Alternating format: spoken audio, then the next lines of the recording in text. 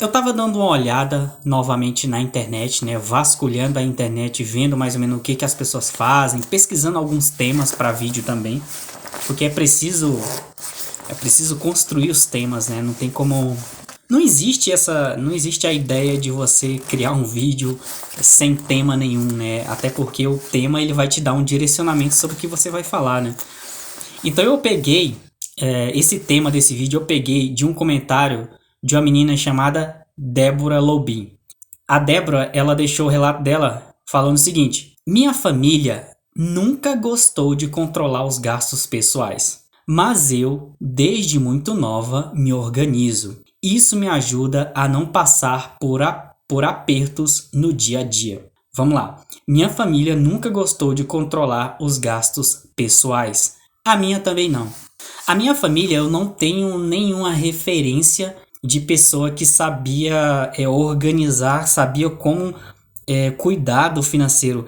Eu lembro que uma pessoa que me falava quando eu tinha mais ou menos uns 12 anos, uns 15 anos, era a minha avó. Eu lembro que a minha avó, ela dava muito conselho para minha tia, que era filha dela. A minha avó dava muito conselho para minha tia organizar o dinheiro, para minha tia parar de gastar, para minha tia parar de gastar dinheiro com bobagem, para minha tia começar a cozinhar mais em casa e parar de comprar comida pronta, né, pizza, lanche, essas coisas.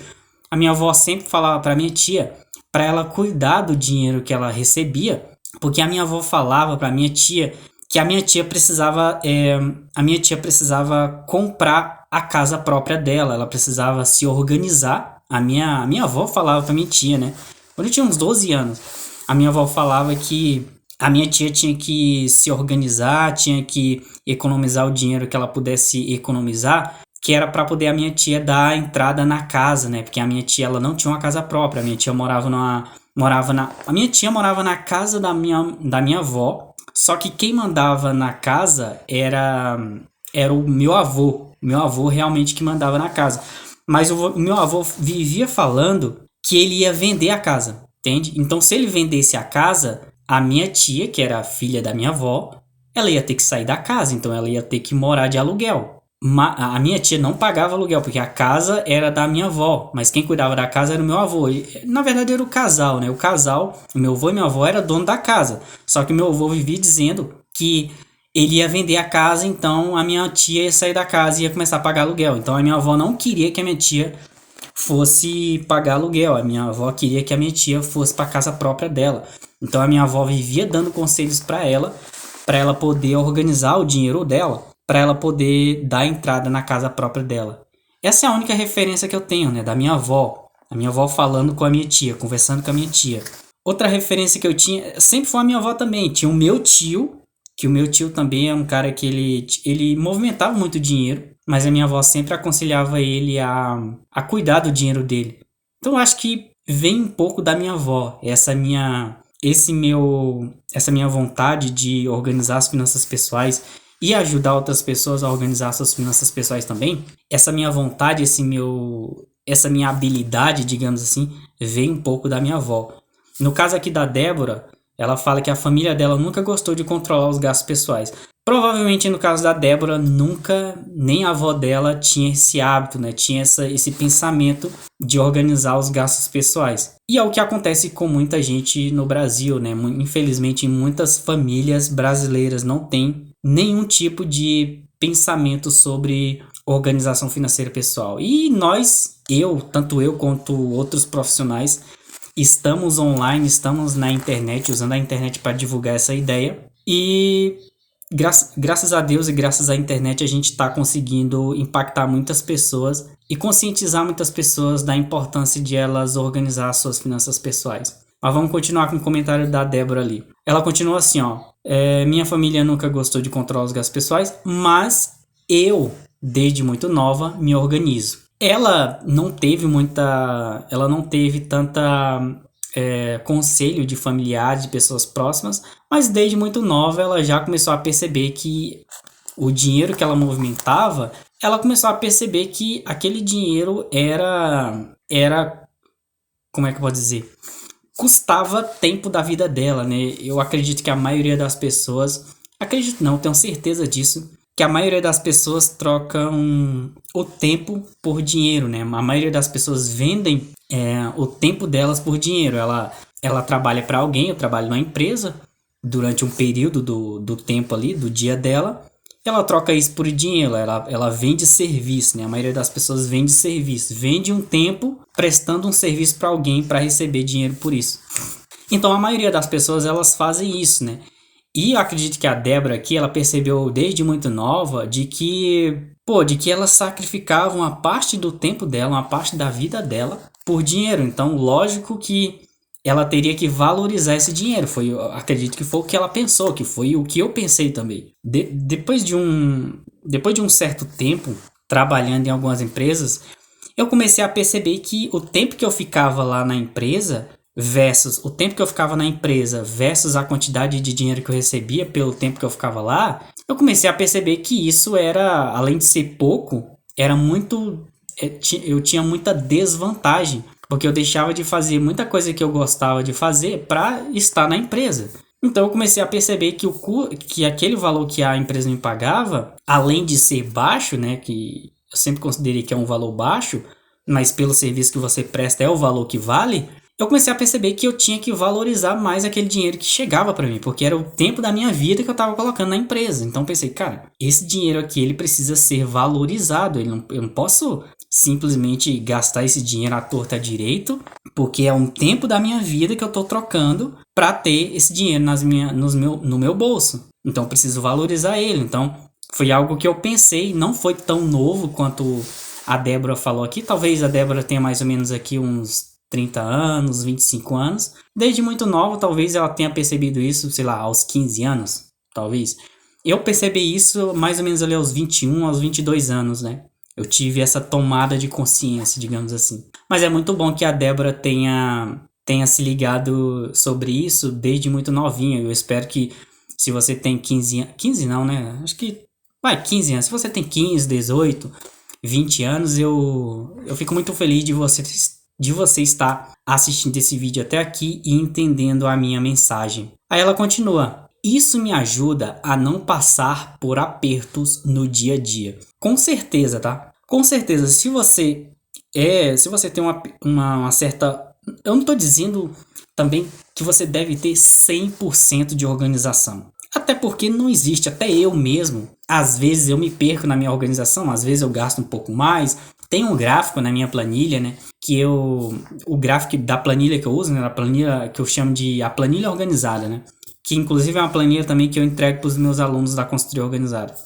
Essa planilha, ela tem um gráfico. Tem alguns meses que o gráfico ele se mantém reto, né? Ele se mantém reto, mas tem alguns meses que ele, dá uma queda. Aí ele sobe de novo. Aí ele se mantém reto, aí tem alguns meses que ele, dá uma quedinha. Aí ele sobe de novo. Por que acontecem essas quedas? Porque eu uso o dinheiro. E às vezes eu uso o dinheiro num momento que eu não preciso, quer dizer, que eu preciso usar ele, entende? Às vezes eu uso ele num momento que realmente eu preciso usar. E eu me organizo as minhas finanças pessoais para quando chegar esses momentos que eu realmente precise usar, eu tenha ele para usar. E também eu posso usar o dinheiro que eu já tenho, eu também posso usar o crédito, se for algo muito extremo, né? Se for algo que realmente eu preciso usar o crédito, eu vou lá e uso o crédito, né? Mas no meu gráfico dessa planilha que eu uso, ele sempre tem umas quedas. Tem uma queda, depois ele sobe e se estabiliza. Depois ele tem uma queda, depois sobe e se estabiliza. É como a vida, né? A vida ela é feita de altos e baixos, então o teu financeiro também é feito de altos e baixos, né? Então ela fala lá, ó, isso me ajuda a não passar por aperto no dia a dia. Claro, se você conseguir, quer dizer, se você tiver um aperto, sei lá, alguma coisa aconteceu que você precisa gastar, R$ 500, você vai ter que usar esse dinheiro. Alguma coisa aconteceu que você tem que usar do teu dinheiro R$ 1.000. Você vai ter que usar. Eu dei um exemplo do meu celular, que meu celular estragou, né? Meu celular durou até que durou muito. Mas eu tive que usar do meu orçamento, da minha organização, eu tive que usar R$ 1.100 para comprar um telefone novo, porque o telefone que eu tinha já não prestava mais. Então peguei e usei R$ 1.100 para comprar o telefone novo. E você tem que usar o dinheiro no momento que você achar que tem que usar ele. Eu não sou adepto a essa ideia que você só tem que juntar, só tem que juntar, só tem que juntar. Não. Organiza as finanças pessoais. Quando realmente precisar usar o dinheiro, vai lá e usa. É isso, tá bom? Faz que nem a Débora Lobinho aqui, ó. Organiza as finanças pessoais para que você possa usar as suas finanças no dia a dia, para que você não passe por apertos no dia a dia, que nem a Débora falou aqui, tá bom? E se você, aqui eu quero te fazer um convite, se você não tem uma pessoa por perto que te oriente da melhor forma possível para que você possa organizar as suas finanças pessoais, eu, Antônio, posso te ajudar através da consultoria organizada. Dentro da consultoria organizada, eu entrego consultorias para os meus alunos e nessas consultorias eu guio o meu aluno para que ele possa organizar as finanças pessoais dele, assim como eu organizo as minhas. Ele pode ter os resultados que eu tenho ou pode ter resultados até melhores, porque dependendo da situação do aluno, ele pode ter um resultado assim astronômico. É claro, depende também da renda, né? Depende para onde que o dinheiro dele vai, depende quantas fontes de renda ele tem, depende como que ele usa esse dinheiro, quantos cartões de crédito ele tem, quantas contas bancárias ele tem. Depende de vários fatores, até porque eu acredito que cada aluno ele é único, né? Ele tem problemas únicos, não dá para você pegar todo mundo e colocar num bolo só. Cada aluno tem a sua realidade. Mas o que eu vou fazer com eles? O que eu faço com eles? Eu pego e guio eles pelo caminho que o Antônio faz, porque aí fica mais fácil. Se ele achar que faz sentido, ele segue o que eu faço. Se ele achar que não faz sentido, ele fala que, sei lá, é uma droga, não presta, ele pega e cancela a participação dele e segue a vida dele. É assim que funciona. Se tu quiser vir fazer parte, é só tu clicar no primeiro link que está na descrição desse vídeo, clica no primeiro link, vai para a página de apresentação. Quando chegar na página de apresentação, dá uma olhada lá, tá tudo detalhado. Tem todos os detalhes na página de apresentação, que é o primeiro link na descrição aqui desse vídeo. Aí depois que você entender, você clica no botão de pré-inscrição. Você vai para uma páginazinha simples, faz a tua pré-inscrição. Depois da pré-inscrição, tu vai cair na página de inscrição. Nessa página de inscrição aí, você vai fazer o pagamento. A consultoria organizada hoje, ela tá a preço de banana. Eu não sei por quanto tempo eu vou pedir somente essa merreca que eu tô pedindo hoje. Eu não sei por quanto tempo. Até porque as consultorias é o meu tempo que vai estar empregado ali. Então, eu tenho que valorizar o meu tempo. E eu não sei por quanto tempo ela vai ficar a preço de banana. E também as vagas, elas são limitadas. As vagas não são... Eu não posso atender 1000 pessoas de uma vez só. Eu não vou ter... Cara, eu não vou ter nem tempo para atender 1000 pessoas. Então vai realmente ser limitado. A consultoria organizada vai ser limitada. E por ela ter um limite de pessoas, muitas pessoas vão querer entrar. E as pessoas que não conseguirem entrar vão querer pagar mais. E aí essas pessoas vão dar valores maiores. Então, se eu ajustar o preço, por exemplo, eu posso aumentar para R$200. Se eu ver que tem gente que quer pagar R$200, ela vai se manter em R$200. Entende? Então, ela vai funcionar tipo... É como se fosse um leilão. É basicamente esse o processo que eu quero que a consultoria organizada siga.